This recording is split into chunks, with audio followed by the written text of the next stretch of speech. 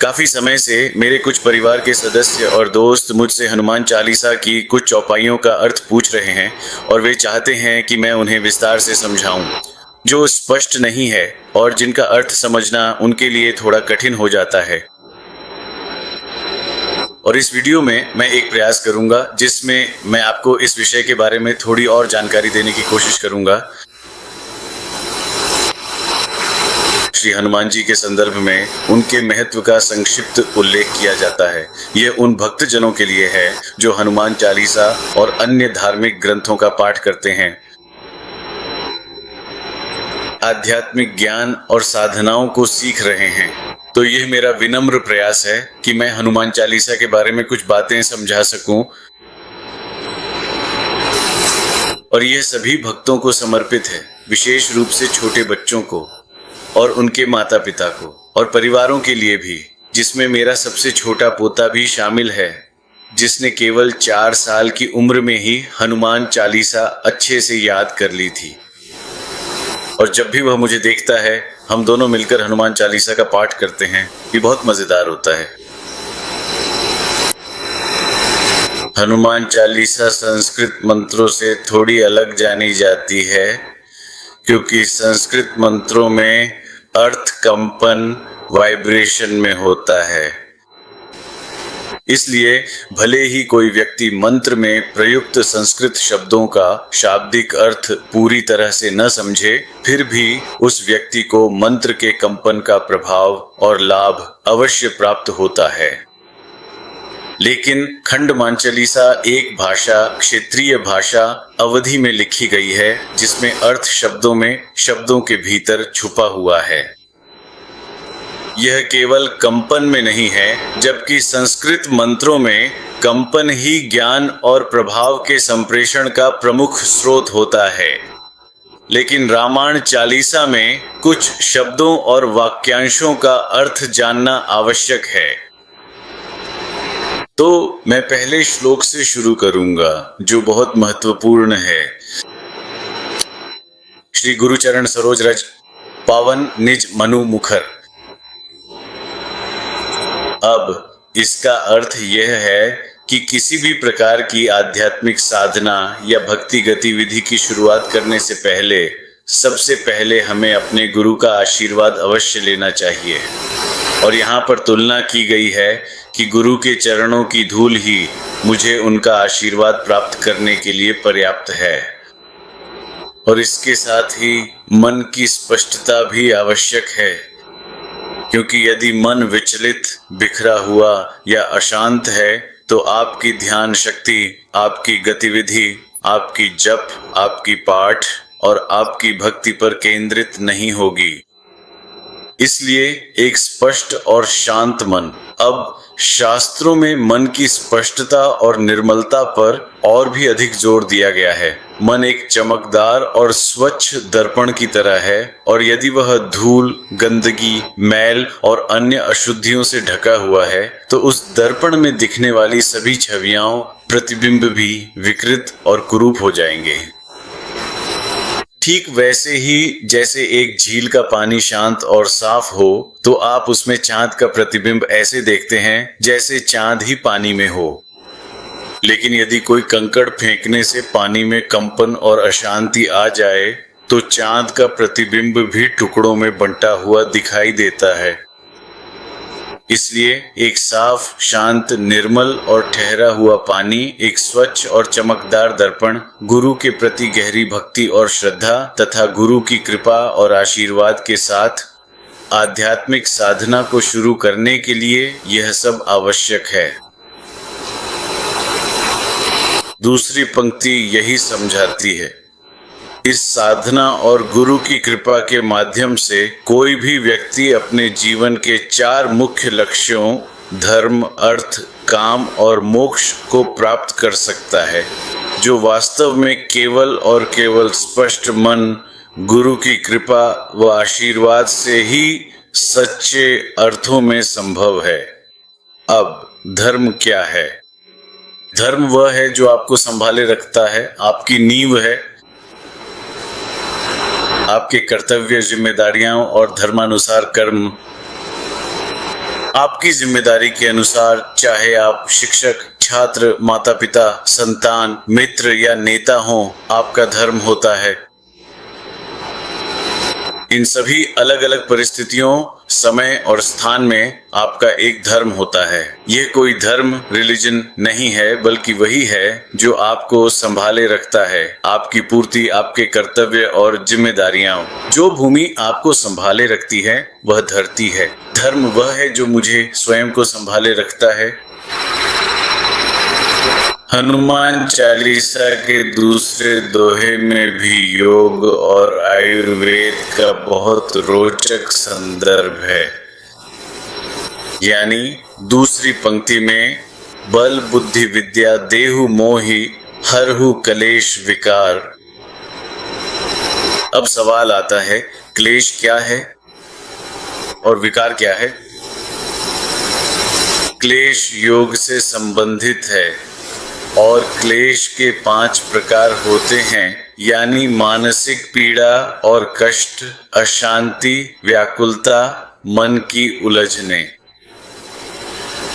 एक है अविद्या यानी अज्ञान, अहंकार। अब अहंकार का अर्थ वास्तव में यह है कि आपने स्वयं को किसी रूप या आकार में कल्पना कर लिया है और आप उसी को अपना सच्चा स्वरूप मानने लगते हैं, न कि अपने असली स्वरूप को। तो कृत्रिम रूप से निर्मित काल्पनिक स्व को अहंकार कहते हैं, न कि आपके असली स्वरूप को। तीसरा है राग यानी आसक्ति, द्वेष यानी घृणा या विरोध। अब कुछ विद्वानों ने यह भी बताया है कि राग और द्वेष यानी आसक्ति और विरोध वास्तव में एक ही चीज है। ये एक ही सिक्के के 2 पहलू हैं। आसक्ति तब होती है जब आप उसकी ओर भाग रहे होते हैं, और द्वेष तब होता है जब आप उससे दूर भाग रहे होते हैं। दोनों ही स्थितियों में आप भाग ही रहे हैं। तो ये एक ही गुण है जिसके 2 पहलू हैं। यही है द्वेष और राग, आसक्ति और विरोध। और 5वां है अभिनिवेश, यानी शरीर से चिपके रहना, शरीर के प्रति आसक्त रहना, उसे जितना संभव हो सके बनाए रखना, उसे खोने का डर होना। इन मानसिक क्लेशों को अभिनिवेश कहा जाता है। तो मानसिक क्लेश हैं अविद्या यानी अज्ञान, अहंकार, राग यानी आसक्ति, द्वेष यानी विरोध, और अभिनिवेश यानी शरीर से चिपके रहना। अब ये सब मिलाकर पतंजलि के योग सूत्रों में विस्तार से उल्लेखित है। पतंजलि के योग सूत्रों में सबसे अत्यंत महत्वपूर्ण सूत्र को दूसरा सूत्र माना जाता है, जो है योगश्चित्त वृत्ति निरोधा। यह सूत्र योग के मूल उद्देश्य को स्पष्ट करता है। योग का अर्थ है मानसिक क्लेशों और परेशानियों का निरोध, यानी मन में उत्पन्न होने वाले दुख और तनाव का नियंत्रण। यही है योग। ये योग की सबसे संक्षिप्त, सबसे छोटी और सबसे सही परिभाषा है। तो यह क्लेश का संक्षिप्त विवरण है, जिसमें मानसिक अशांति और तनाव शामिल हैं। हरो, क्लेश, विकार। विकार क्या है? विकार का संबंध आयुर्वेद से है। आयुर्वेद का अर्थ है जीवन का विज्ञान। विकार का अर्थ है रोग या बीमारी। अब विकार कैसे होता है, कहां से उत्पन्न होता है? यह क्लेशों यानी मानसिक कष्टों, चिंताओं और कई अन्य आपके जीवन में विकृतियों के साथ मिलकर उत्पन्न होता है। सूक्ष्म शरीरों में आपके मन, ज्ञान, बुद्धि में असंतुलन होता है। वहां कुछ कमी या कोई अशुद्धि होती है। वायु, जल और अग्नि तत्वों में असंतुलन, जल, कफ, और इन सबको सामूहिक रूप से बुद्धि का अपराध या प्रज्ञा अपराध कहा जाता है। और यह आपके जीवन शैली और खान पान की आदतों के कारण आपके शारीरिक स्वरूप में और अधिक बढ़ जाता है और प्रकट होता है। इसलिए हनुमान जी की भक्ति और श्रद्धा हमारे जीवन में जैसे कि सकारात्मक ऊर्जा की तरह दोनों क्लेश और विकार को दूर करने में मदद करती है। श्लोक संख्या 7 में वहां राम काज करीबे को आतुर है, जिसका अर्थ यह है कि हनुमान जी की भक्ति इतनी परिपूर्ण, अत्यंत ईमानदार और कभी न खोने वाली अटूट प्रतिबद्धता वाली है, हमेशा पूरी तरह से समर्पित और निष्ठावान कि वे हमेशा उत्सुक रहते हैं, राम के कार्यों को करने के लिए हमेशा तैयार और तत्पर रहते हैं। वे सभी गतिविधियां, हर प्रकार की गतिविधियां जो किसी भी रूप में राम और उनके मिशन की सहायता करती हैं। और आगे के श्लोकों में भी इसका उल्लेख है कि वे राम के आदेशों, राम की आवश्यकताओं को पूरा करते हैं, और इसलिए यह संकेत मिलता है कि वह राम भक्तों के लिए अधिक सहायक, दयालु और कृपालु हैं या तत्परता से सहायता करने वाले हैं। दूसरे शब्दों में, राम और उनके दिव्य चरित्र के प्रति किसी को भी अनादर या अरुचि नहीं हो सकती, क्योंकि उनका स्वभाव अत्यंत प्रेरणादायक और आदरणीय है। सविनय निवेदन है कि आप हनुमान से पूर्ति या आशीर्वाद की अपेक्षा करें तो आपको राम के माध्यम से जाना होगा। श्लोक संख्या 7 में यही संकेत है। 12 ये वास्तव में बहुत रोचक प्रसंग है जब राम कहते हैं, तुम मम प्रिय भारत समा भाई। राम हनुमान से कह रहे हैं कि हे हनुमान, तुम मेरे लिए उतने ही प्रिय, महत्वपूर्ण और आदरणीय हो जितने मेरे सगे भाई भरत हैं। अब यहाँ एक बहुत ही रोचक और विचारणीय प्रश्न उठता है कि लक्ष्मण राम के अत्यंत ही निकट, अत्यंत आदरणीय और समर्पित थे। उन्होंने राम के साथ 14 वर्ष वन में बिताए, पूरी यात्रा में हमेशा साथ रहे और राम व सीता के साथ अयोध्या लौटे, लंका से वापस वन के रास्ते, और वे यहाँ हर दिन 24 घंटे लगातार सेवा में लगे रहते थे।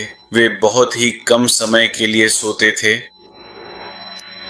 तो राम हनुमान से यह क्यों और कैसे कह रहे हैं कि तुम मेरे लिए उतने ही प्रिय हो वास्तव में जितने मेरे भाई भरत?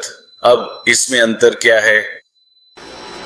राम ये भेद क्यों कर रहे हैं? ये क्यों नहीं कह रहे कि तुम मेरे लिए उतने ही प्रिय हो जितने लक्ष्मण, जबकि यह पूरी तरह से उचित होता। उन्होंने कहा, तुम मेरे लिए भरत के समान प्रिय हो। यहाँ फर्क ये है कि लक्ष्मण भी समर्पित थे, भी भक्त थे। उन्हें राम के साथ रहने का आनंद भी मिला था। भरत राम से अलग थे। भरत के स्वभाव में एक विशेषता थी। तो जहाँ लक्ष्मण के पास राम के प्रति गहरी भक्ति और सेवा थी, वहीं भरत के पास भक्ति के साथ साथ त्याग और समर्पण भी था। वह पीछे रहकर अयोध्या पर राम के नाम से ही राज करते रहे। वह विरह का दर्द, अपने जीवन में राम की अनुपस्थिति सहना सचमुच अत्यधिक कठिन और पीड़ादायक था। तो एक तरह से लक्ष्मण के लिए राम के प्रति समर्पित रहना, उनकी सेवा करना और हमेशा उनके साथ रहना थोड़ा अधिक सहज था। ये वास्तव में एक आशीर्वाद था। लेकिन भरत अलग थे और फिर भी वे समर्पित थे और सेवा के लिए तैयार थे राम की ओर से। तो ये कहा जा सकता है कि राम की दृष्टि में भरत का चरित्र थोड़ा ऊंचा था। जैसा कि अन्य कथाओं में बताया गया है, हनुमान बहुत बहुत शक्तिशाली थे। और एक बार उन्होंने ये सोचा कि चमकता हुआ तेज सुनहरा सूरज कोई खिलौना है या कोई गेंद है या फिर रसगुल्ला है, और वे उसे जाकर निगलना चाहते थे, जैसे कोई बच्चा अपनी पसंदीदा चीज को खाना चाहता है। तो पृथ्वी से सूर्य कितनी दूर है, इसका संकेत इस श्लोक में छुपा हुआ है। ध्यान से सुनिए, जो कहता है युग सहस्त्र योजन पर भानु। भानु का अर्थ है सूर्य। तो 4 युगों के लिए कई प्रकार की गणनाएं की जाती हैं। ये 4 युग हैं, सत्य युग, त्रेता युग, द्वापर युग और कलयुग। प्राचीन शास्त्रों में इन युगों का उल्लेख मिलता है। यहाँ पर प्रत्येक युग को 12,000 वर्षों के रूप में समझाया गया है, यानी हर युग की अवधि 12,000 वर्ष मानी जाती है। अब कोई यह तर्क कर सकता है कि उन्होंने यह भी सुना है कि युगों की अवधि अलग अलग होती है, लेकिन समय एक सापेक्षिक अवधारणा है। कुछ समय की अवधि में आपको लगता है कि अधिक समय बीत गया है या कम समय बीता है। जब किसी की आयु बहुत लंबी होती है और हम उसकी तुलना अपनी आयु से करते हैं या कोई ध्यान में होता है तो समय रुक जाता है, और जब आप वापस आते हैं आपके लिए समय नहीं बीता, लेकिन दूसरों के लिए बीत गया। यदि आप बहुत तेज गति से यात्रा कर रहे हैं तो आपके लिए समय धीमा हो जाता है।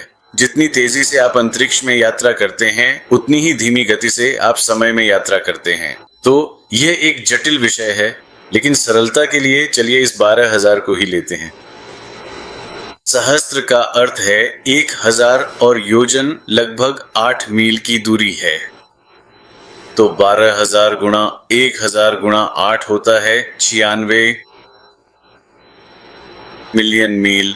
96 मिलियन पृथ्वी की कक्षा।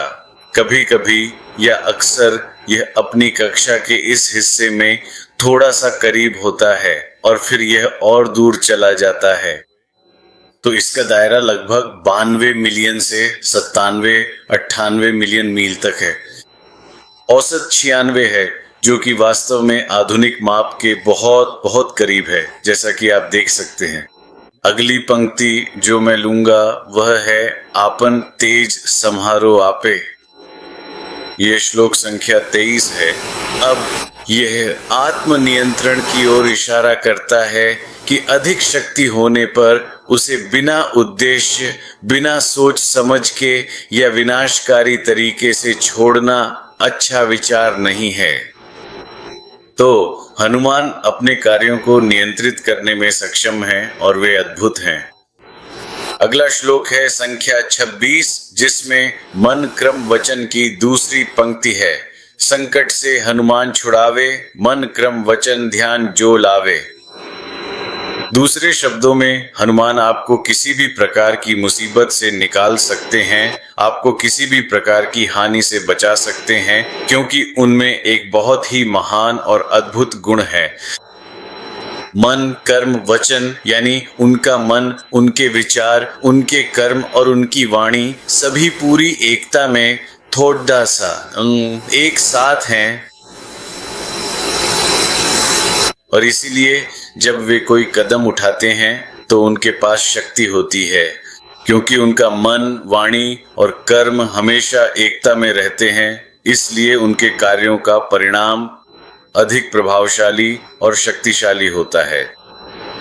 इसलिए हम सभी के लिए यह बहुत ही अच्छा और आवश्यक है कि हम अपने विचारों, अपनी वाणी और अपने कर्म में हमेशा पूरी ईमानदारी, सच्चाई, सत्यनिष्ठा और समन्वय के साथ रहें। संख्या 27 का भी एक बहुत ही रोचक, महत्वपूर्ण और अर्थपूर्ण सिद्धांत है। राम महान तपस्वी राजा। हम सभी ने अक्सर राम राज्य के संदर्भ में सुना है, एक अच्छा शासक, अच्छा नेता, अच्छा राजा कौन होता है। एक प्रसिद्ध प्राचीन राजा पूरे समाज पर शासन करने में इतना सहायक नहीं होता। अगर उसमें सत्ता की लालसा है, धन के प्रति अत्यधिक आसक्ति है, वह सच में अन्यायपूर्ण और पूरी तरह से अनुचित है, जरूरतमंद और गरीब लोगों की बिल्कुल भी चिंता नहीं करता, जो सहायता के पात्र हैं और आम लोगों के लिए सुलभ नहीं है। इसके लिए एक शासक में एक अतिरिक्त गुण होना चाहिए। सत्ता के केंद्र में होना उतना महत्वपूर्ण नहीं है जितना कि त्याग करने में सक्षम होना, अपनी साधना, अपनी तपस्या करना। वह बलिदान कर सकता है, वह सादा जीवन जीता है, धन और सत्ता से आसक्त नहीं होता। उसका उद्देश्य, उसका लक्ष्य सेवा करना है, लोगों की देखभाल करना है, जरूरतमंदों की मदद करना है। और जब वह निर्णय या नीतियां बनाता है तो सामूहिक सामाजिक कल्याण, भलाई को अपना मुख्य लक्ष्य बनाता है, जैसे कि समाज के सभी वर्गों के लिए। ठीक है, नंबर 32 भी एक दिलचस्प, यहाँ एक अत्यंत महत्वपूर्ण विचार है। यह है राम रसायन तुम्हारे पास आ। तुम्हें यह निश्चित रूप से सौभाग्य प्राप्त है कि तुम राम के अमृत, राम के सार को प्राप्त कर सकते हो और उसे आत्मसात कर सकते हो। अब रसायन क्या है? आधुनिक शब्दों में आप इसे रसायन विज्ञान कह सकते हैं। आप दो तत्वों को मिलाते हैं और कोई तीसरा तत्व बनता है, या दो तत्व बदल जाते हैं, रसायन। लेकिन इस संदर्भ में रसायन एक गहरा अभिव्यक्ति है। राम का रसायन जो सूक्ष्म शरीरों में व्याप्त होकर उन्हें रूपांतरित कर देता है। सिर्फ शारीरिक शरीर ही नहीं, बल्कि आपका मानसिक शरीर, बौद्धिक शरीर, जैसे कि भावनात्मक शरीर, सभी कोशों में यह प्रवाहित होता है और आपके अस्तित्व के मूल में परिवर्तन ला सकता है। यही है राम रसायन, राम का अमृत, जो जीवन में ऊर्जा और शांति का स्रोत है। और जैसा कि हम अन्य ज्ञान क्षेत्रों से जानते हैं, शरीर की बीमारी का मूल मन में होता है। यानी जब मन अशांत या परेशान होता है तो उसका असर शरीर पर भी पड़ता है। अगर आपका मन अशांत है तो यह आपके रक्त संचार, रक्तचाप को प्रभावित करता है, जिससे अन्य समस्याएं उत्पन्न होती हैं। इसलिए शरीर वह लक्षण या अभिव्यक्ति है जो मन में चलता है। मन कोई अलग इकाई नहीं है, बल्कि यह एक निरंतरता है, मन शरीर की निरंतरता, जहां एक ओर शारीरिक अभिव्यक्ति है और दूसरी ओर मानसिक विषय वस्तु, मन की सामग्री है।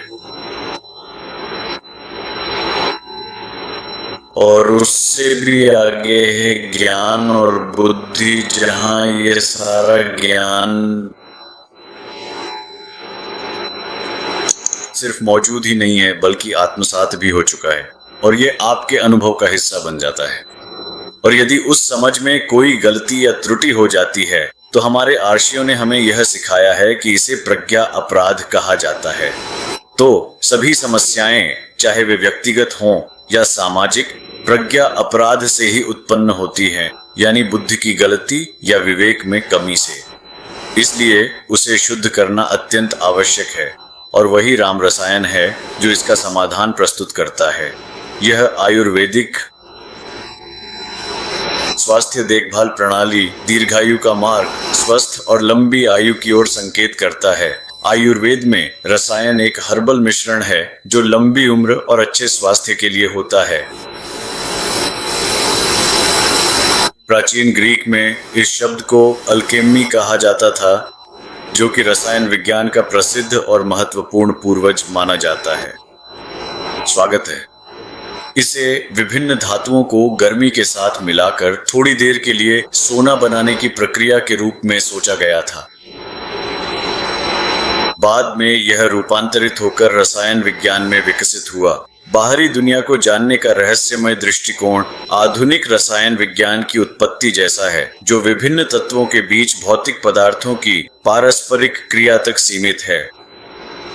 तो आंतरिक और बाहरी एकीकरण का यह संयोजन, यह संयोजनात्मक मिश्रण, वह बुद्धि और अनुभव है जो प्रकट शरीर और उसकी बीमारियों को उत्पन्न करता है।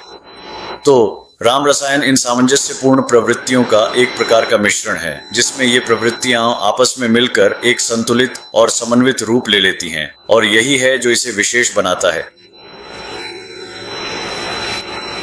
हनुमान के पास माना जाता है।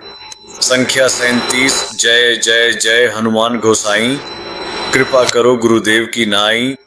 हे श्री हनुमान जी महाराज। नाई का अर्थ है जैसा या समान, गुरुदेव के समान। हनुमान अपनी कृपा, अपना आशीर्वाद दे सकते हैं, और ये सच, ज्ञान केवल गुरु की कृपा और आशीर्वाद से ही संभव है। इसी तरह हनुमान जी की कृपा विशेष रूप से अद्भुत और शक्तिशाली शारीरिक तथा आध्यात्मिक शक्तियां प्रदान कर सकती है, जिन्हें बाद में अष्ट सिद्धि और नवनिधि के नाम से जाना गया है। ठीक है, अब हम श्लोक संख्या 31 के बारे में बात करेंगे, जिसे थोड़ा और विस्तार से, अधिक गहराई से समझाने की आवश्यकता है, ताकि आप इसके महत्व को भली भांति समझ सकें। अष्ट सिद्धि नवनिधि के दाता, ऐसा कहा जाता है कि माता जानकी ने यह वरदान दिया था। जब हनुमान सीता की खोज करते हुए अंततः उन्हें पाते हैं, तो वे बहुत छोटे और विनम्र रूप में प्रकट होते हैं और राम की अंगूठी के साथ अपना परिचय देते हैं। तो कुछ बातचीत के बाद सीता हनुमान द्वारा लाई गई खबर से बहुत प्रसन्न होती हैं और उन्हें आशीर्वाद देती हैं। उन्होंने उन्हें आशीर्वाद दिया कि हनुमान, तुम निस्संदेह सक्षम और शक्तिशाली होगे किसी और को अष्ट सिद्धि और नवनिधि देने या आशीर्वाद देने में, क्योंकि ये सारी शक्तियां तुम्हारे पास पहले से ही हैं, लेकिन अब तुम इन्हें दूसरों को भी दे सकते हो। तो सिद्धियां एक प्राचीन अवधारणा है। बहुत लंबे समय तक पूरी ईमानदारी और निष्ठा के साथ कठिन तपस्या, त्याग, समर्पण और गहरे ध्यान के बाद प्राचीन ऋषि लोग दिव्य आशीर्वाद की प्राप्ति से कुछ विशेष और अद्भुत आध्यात्मिक शक्तियां प्राप्त करने में सक्षम होते थे। योग सूत्रों में 8 सिद्धियों का वर्णन किया गया है। अन्य ग्रंथों में ये 16 हैं और कुछ ग्रंथों में 64 तक बताई गई हैं। लेकिन यहाँ 8 मुख्य सिद्धियों का उल्लेख किया गया है। पहली है अणिमा, जिसमें अपनी इच्छा से अपने आकार को बहुत छोटा कर लेना शामिल है। महिमा, अपनी इच्छा से अपने आकार को बढ़ा लेना, बहुत विशाल हो जाना। लघिमा, अपनी इच्छा से अपने वजन को कम कर लेना, बहुत हल्का या भारहीन हो जाना। और गरिमा, अपनी इच्छा से अपने वजन को इतना बढ़ा लेना कि कोई हिला न सके। प्राप्ति, अपनी इच्छा से कुछ भी प्राप्त कर लेना, और प्राकाम्य, अपनी इच्छा से किसी को भी प्रभावित कर लेना। इष्टत्व, किसी भी देवता के गुणों को प्राप्त कर लेना। आप जानते हैं कि उन्होंने यह जल, अग्नि, वायु, पृथ्वी, सूर्य आदि के लिए किया था। अतः इच्छा अनुसार किसी भी देवता के गुण प्राप्त करें, और वस्तु तत्व का अर्थ है इच्छा अनुसार किसी भी चीज को नियंत्रित करना, चीजों को घटित होने से रोकना, चीजों को घटित कराना आदि। तो ये जो यौगिक या दिव्य सिद्धियां होती हैं, वे विशेष प्रकार की शक्तियां मानी जाती हैं। ये भी गुण प्रधान सिद्धियां होती हैं, अर्थात ये सिद्धियां गुणों के आधार पर प्राप्त होती हैं। गुण दूराश्रवण, दूर से ऐसी बातें सुनने में सक्षम होना जिन्हें कोई और नहीं सुन सकता। दूरदर्शन, दूर से चीजों को देखना। मनोजव, स्वयं को किसी अन्य समय और स्थान पर प्रक्षिप्त करना। आप यहाँ उपस्थित हैं, लेकिन आपकी छवि होलोग्राफिक है, छवि किसी अन्य समय और स्थान पर प्रक्षिप्त की गई है। कामरूप, इच्छानुसार कोई भी रूप और आकार धारण करना। प्रकाय प्रवेश, अर्थात आध्यात्मिक रूप से किसी अन्य भौतिक शरीर में प्रवेश करना और उस शरीर में रहना। अपनी आत्मा को स्थानांतरित करना। मैं आत्मा क्या है इस पर चर्चा नहीं करूंगा, लेकिन अपने सूक्ष्म अस्तित्व को किसी अन्य भौतिक शरीर में स्थानांतरित करना, यही प्रकाय प्रवेश है। स्वच्छंद मृत्यु, अर्थात जब चाहें तब मरना, जब आप चाहें। आप जीवन और मृत्यु के नियम का पालन नहीं कर रहे हैं, आप जब चाहें तब मर सकते हैं, यही स्वच्छंद मृत्यु है। यथा संकल्प समाधि, जिसका अर्थ है कि आप अपनी इच्छा और ध्यान पूर्वक एकाग्रता के साथ समाधि की अवस्था, गहन ध्यान, निर्भाव ध्यान, निर्विकल्प समाधि तक पहुंच जाते हैं, बिना लंबी साधना या कठिन तपस्या के। अप्रतिनत गति अर्थात बिना किसी भी प्रकार की बाधा के और अत्यंत तीव्र गति से लगातार चलना। अप्रतिनत गति, गति स्पीड, तेजी, रफ्तार, गति की तीव्रता, बिना किसी रुकावट या बाधा के पूरी तरह से और सहजता से। और ये हैं प्रकृति प्रधान अद्भुत सिद्धियां, प्रकृति के विशिष्ट उपहार। अब इसमें काफी ओवरलैप है, ये विशेष रूप से और स्पष्ट रूप से अलग नहीं है। तो प्रकृति प्रधान सिद्धियों में आवेश, दूसरे शरीर में प्रवेश करना, चेतस ज्ञानम, मन पढ़ना, किसी और के मन को पढ़ना भी सम्मिलित किया गया है। इसके लिए जरूरी है कि व्यक्ति अपने मन और उसकी प्रकृति को समझे, तभी आप जान सकते हैं कि मन कैसे काम करता है। और किसी अन्य व्यक्ति की अभिव्यक्ति से पता चलता है कि उसके मन में क्या चल रहा है। तो दूसरों के मन को पढ़ना, देखना, असाधारण स्मृति, असुनने योग्य को सुनना, यानी वह ध्वनि जिसे सामान्यतः सुना नहीं जा सकता, लेकिन आप उसे सुन रहे हैं। इंद्रियों और अदृश्य वस्तुओं पर पूर्ण नियंत्रण, असाधारण तेज और आभा, और अदृश्यता, इच्छा से अपनी मर्जी से अदृश्य हो जाना, ये सभी विशेषताएं अद्भुत और दुर्लभ मानी जाती हैं, जिन्हें साधारण मनुष्य के लिए प्राप्त करना अत्यंत कठिन होता है। इसी तरह सांख्य में भी 8 सिद्धियां हैं और 24 तत्वों या तत्वों का ज्ञान जो सांख्य दर्शन में वर्णित हैं, जिन्हें विस्तार से समझना आवश्यक है।